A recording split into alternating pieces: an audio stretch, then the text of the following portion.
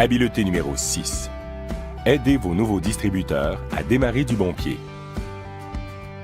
Dans l'univers du marketing relationnel, les gens consacrent énormément d'efforts, de temps et d'argent afin de recruter des distributeurs et ils dilapident ensuite cet investissement en les laissant à eux-mêmes. Les professionnels ne font pas ça. Ils leur fixent des attentes réalistes, ils les aident à obtenir rapidement des résultats et puis ils continuent à les guider tout au long des nombreuses phases de notre profession. J'ai eu la chance d'avoir un mentor très tôt, Michael Nelson, un homme très doué pour guider les nouveaux distributeurs. Michael ne faisait pas partie de ma lignée ascendante, mais il était nettement le leader dans ma ville. De plus, il avait beaucoup d'expérience dans notre profession. J'ai donc écouté ce qu'il disait, j'ai observé ce qu'il faisait et je lui ai posé des tonnes de questions. À cette époque, il avait un petit bureau près de chez moi et je m'y rendais très souvent afin d'apprendre quelque chose de nouveau. Michael était un excellent recruteur. Il emmenait sans cesse de nouvelles personnes dans son organisation et en général, les distributeurs de Michael réussissaient très bien. Mais ça ne se passait pas ainsi pour moi. Les quelques personnes que j'avais recrutées ne faisaient rien. Alors que j'observais Michael, j'ai remarqué que chaque fois qu'il recrutait un nouveau distributeur, il prévoyait ce qu'il appelait un entretien de plan de match. J'ai décidé de l'imiter. Donc, à sa prochaine rencontre avec un nouveau distributeur, je me suis assis derrière eux, j'ai écouté leur conversation et j'ai pris des notes. J'ai fait cela à plusieurs reprises et j'ai été étonné de constater qu'il utilisait chaque fois les mêmes mots. J'ai pensé que si je pouvais assimiler ce processus, alors j'aurais une chance d'obtenir des résultats similaires aux siens. L'entretien de plan de match, partie 1. Michael leur demandait de confirmer leur décision de devenir distributeur. Il disait quelque chose comme « Je vous félicite d'avoir pris cette décision. Je suis fier que vous preniez votre vie en main. À partir de maintenant, les choses seront différentes pour vous et votre famille. » Cela ne durait jamais plus de 5 minutes, mais à la fin de leur discussion, tout doute qu'aurait pu avoir le nouveau distributeur s'était dissipé. Il se sentait très bien. L'entretien de plan de match, partie 2. Il leur fixait des attentes. Il savait que la majorité des gens qui s'engagent dans le marketing relationnel ont des attentes irréalistes et il leur exposait toujours les 3 mêmes concepts. Si vous réussissez dans ce secteur d'activité, c'est vous qui aurez créé ce succès, pas moi. Et si vous échouez dans ce secteur d'activité, c'est vous qui aurez créé cet échec, pas moi. C'est vous qui ferez la différence entre le succès et l'échec. Je suis ici pour vous guider à chaque étape, mais je ne peux pas agir à votre place. Je suis ici pour travailler avec vous, mais pas pour vous. Waouh! C'était un concept radical et tellement différent des conversations que j'avais avec mes nouveaux distributeurs. Par exemple, je leur disais « Je suis payé en fonction de votre rendement et je travaille donc essentiellement pour vous. » Eh bien, quel genre d'attente croyez-vous que cela implantait dans l'esprit de mes nouveaux distributeurs? Je disais aussi « Nous allons créer une entreprise ensemble », alors que ce n'était pas tout à fait vrai. Ils devaient créer leur entreprise. Je pouvais leur servir de ressources, mais je ne pouvais pas le faire à leur place.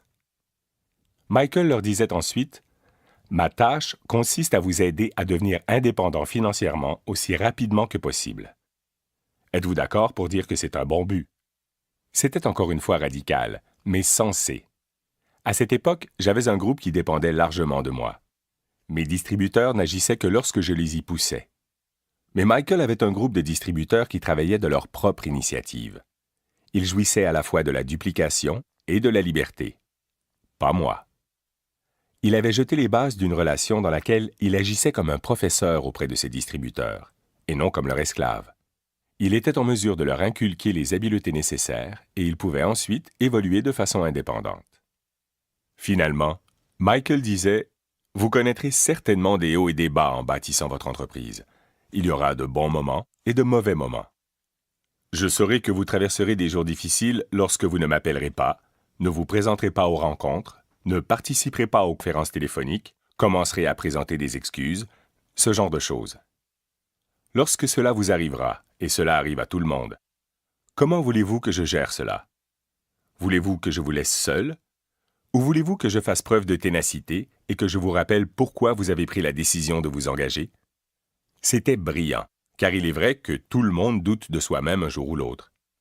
Michael faisait comprendre à ses nouveaux distributeurs que c'était naturel, et en même temps, il jetait les bases d'une relation dans laquelle il était en position de renverser la situation lorsque le doute s'installait dans leur esprit. Ce que Michael accomplissait avec ces 3 concepts était très différent de ce que je faisais en promettant mer et monde à mes distributeurs, aussi différent que le jour et la nuit. Avec mon approche, le distributeur restait inactif et attendait que je passe à l'action. Et si j'étais trop occupé ou ne pouvais pas l'aider pour une raison quelconque, je devenais l'excuse facile pour expliquer son manque de résultats. Mais grâce à l'approche de Michael, ces distributeurs devenaient rapidement indépendants. Il les coachait de temps en temps, mais il ne permettait pas à son groupe de l'utiliser comme excuse pour expliquer tout manque de résultats. Alors que mes distributeurs tiraient le diable par la queue, les siens prospéraient. L'entretien de plan de match, partie 3. Michael utilisait une liste de contrôle pour aider ses nouveaux distributeurs à démarrer avec les meilleures chances de réussite.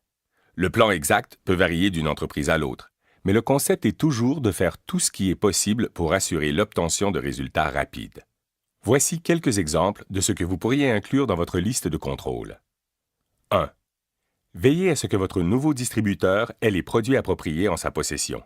À peu près toutes les entreprises offrent des produits qui peuvent être personnellement utilisés par le distributeur. Veillez donc à ce qu'il le fasse. Dans certaines entreprises, cela peut inclure un engagement mensuel. Il est très important que les gens développent un attachement émotif envers les produits, et cela ne peut se faire que s'ils les utilisent et en apprécient les avantages. De plus, de nombreuses entreprises offrent des échantillons ou des démonstrateurs. Dans ce cas, les nouveaux distributeurs devraient en avoir une quantité suffisante de manière à être bien préparés. 2. Veillez à ce que votre nouveau distributeur soit muni des outils appropriés. Nous avons parlé de l'importance des outils qui agissent comme une tierce partie dans l'érection d'une grande et prospère entreprise de marketing relationnel. Votre nouveau distributeur doit être préparé s'il veut aider ses prospects avec des outils qui les guideront avec professionnalisme tout au long du processus des entretiens. 3. Veillez à ce que votre nouveau distributeur soit au courant. Montrez-lui comment trouver des informations sur le site Internet de l'entreprise, comment repérer les dates des événements à venir, des appels de leadership, des séminaires en ligne, etc. Rappelez-vous que votre but est de l'aider à devenir indépendant le plus rapidement possible. Ceci est une étape importante pour faire une réalité de cet objectif. 4. Veillez à ce que votre nouveau distributeur ait une compréhension de base du système de rémunération. Il n'est pas nécessaire qu'il le connaisse en détail au début, mais il devrait au moins en comprendre les éléments clés et savoir ce qui lui arrivera sur le plan financier alors qu'il franchira les premiers niveaux. 5. Veillez à ce que votre nouveau distributeur ait une connaissance fondamentale du processus d'invitation. Il doit savoir comment amener ses prospects à mieux comprendre ce qu'il a à leur offrir. Vous pouvez lui faire gagner du temps et lui éviter de se dépenser en paroles inutiles, avec peu ou pas de résultats, en lui donnant un aperçu des tenants et aboutissants d'un processus d'invitation professionnel. L'entretien de plan de match, partie 4. Michael aidait ses nouveaux distributeurs à établir un plan de match afin de mieux gravir les premiers échelons et il les mettait au défi de le faire rapidement. Il comprenait, et il m'a aidé à comprendre, qu'il s'agissait d'une course visant à aider le nouveau venu à obtenir rapidement des résultats. Si on lui offrait très tôt du renforcement positif, il persévérait. Sinon, il avait tendance à quitter la scène. Chaque entreprise est différente, et le plan de match sera donc à chaque fois différent. Mais songez aux gestes simples que vous pouvez accomplir pour encourager vos nouveaux distributeurs pendant leur première semaine d'activité afin qu'ils obtiennent les meilleurs résultats possibles. Comment peut-il trouver son premier client? Comment peut-il recruter son premier distributeur? Pouvez-vous l'encourager à participer à son premier événement tenu par l'entreprise? Quelles mesures pouvez-vous prendre pour l'aider à toucher son premier chèque de commission? Mon succès dans le domaine du marketing relationnel n'est devenu réel que lorsque j'ai touché ce premier chèque. Tout a alors changé pour moi. J'ai commencé à vraiment rêver de créer une vie meilleure pour ma famille et moi. Aider vos nouveaux distributeurs à démarrer du bon pied est vital. L'entretien de plan de match, partie 5. Michael terminait toujours en confiant des tâches spécifiques à ses nouveaux distributeurs. Une chose que j'ai apprise, c'est que les nouveaux distributeurs ont un besoin impérieux d'être guidés et qu'ils réagissent incroyablement bien lorsqu'on leur confie des mandats simples. Michael terminait toujours en assortissant ses mandats d'une date d'échéance. Il disait à ses nouveaux distributeurs de revenir le voir à une date précise. C'est exactement comme lors du processus d'entretien de prospection. Vous enchaînez les entretiens, mais cela ne s'arrête pas là lorsque le prospect est devenu un distributeur. Les professionnels continuent d'enchaîner les entretiens et les mandats. Le but de cette démarche est d'aider le nouveau distributeur à franchir la ligne. Lorsqu'un distributeur fait ses premiers pas dans le domaine du marketing relationnel, il y a toujours une ligne entre le succès et l'échec. D'un côté de la ligne, il est plus facile d'abandonner que de continuer. De l'autre côté de la ligne, il est plus facile de persévérer que de laisser tomber. Qu'est-ce qui peut aider un individu à franchir la ligne?